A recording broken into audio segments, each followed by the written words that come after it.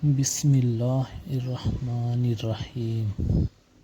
السلام علیکم ویورز۔ مختصر مگر شاندار اظہار و قربانی۔ ڈاکٹر صاحب نے صفدر سے کہا، مبارک ہو، آپ کی آنکھوں کا انتظام ہو گیا ہے، کل آ کر ایڈمٹ ہو جائیں، ہم آپریشن کر دیں گے۔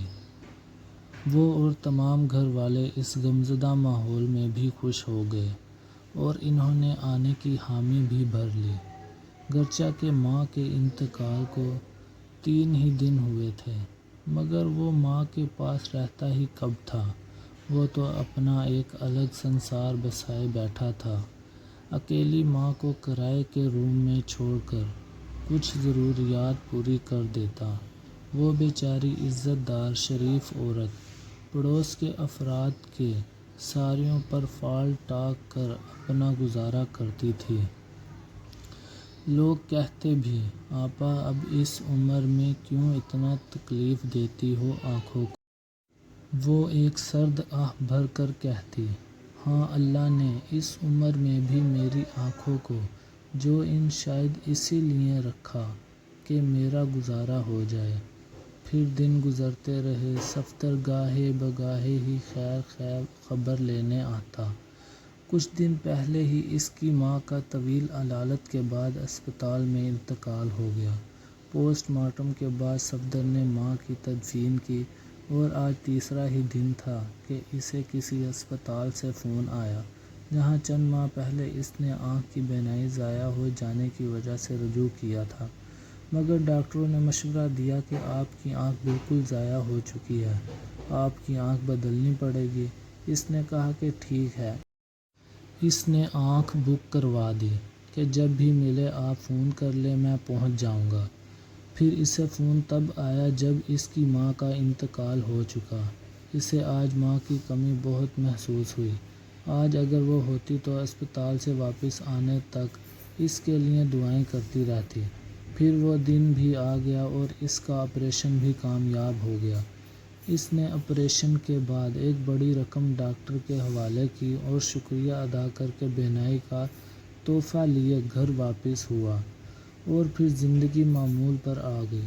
روزمرہ کے کام میں وہ مشغول ہو گیا۔ ایک دن اس کے آفس میں ایک شخص آیا، ملاقات کے بعد ایک لفافہ تھما کر چلا گیا۔ اپنے کیبن میں واپس آ کر اس نے لفافہ کھولا تو اس میں ایک پرچہ ملا جس پر کچھ تحریر تھا اور بہت سارے کرارے نوٹ پڑے تھے۔ تحریر پڑھ کر وہ جیسے گنگ ہو گیا۔ اس کی آنکھوں نے ضبط کا ساتھ چھوڑ دیا، دل نے چلا چلا کر رونا چاہا۔ وہ غمزدہ دل لیے گھر واپس چلا گیا۔ رات بھر نیند نے آنے سے انکار کر دیا۔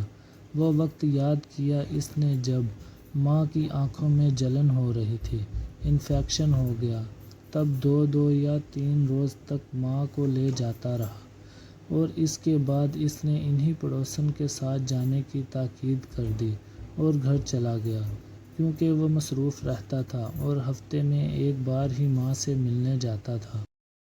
پھر جب ماں سے علیل تھی، یہ بھی ایک آنکھ کی بینائی سے محروم تھا۔ ماں کو اس کا علم تھا، مگر اس نے سوچا اس قدر میری بے اعتنائی کے باوجود ماں میرے لیے اتنی بڑی قربانی دے گی، میرے وہم و گمان میں بھی نہ تھا۔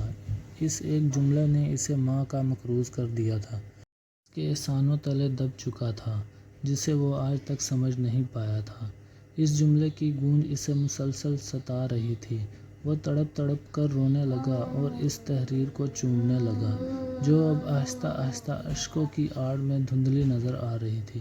پرچے پر لکھا تھا، میرے لختے جگر صفدر کو میرے مرنے کے بعد میری آنکھ دے دی جائے اور وہ آنکھ کے لیے جو رقم ادا کرے وہ بھی اسے جوں کی توں لوٹا دی جائے۔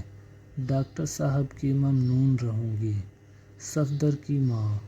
اور آہستہ آہستہ وہ نیند کی وادی میں چلا گیا۔ جاتے جاتے بھی ماں اپنی اولاد پر قربان ہو گئی۔ اللہ پاک ہم سب کو اپنے والدین کی فرما برداری کرنے کی توفیق عطا فرمائے، آمین ثم آمین۔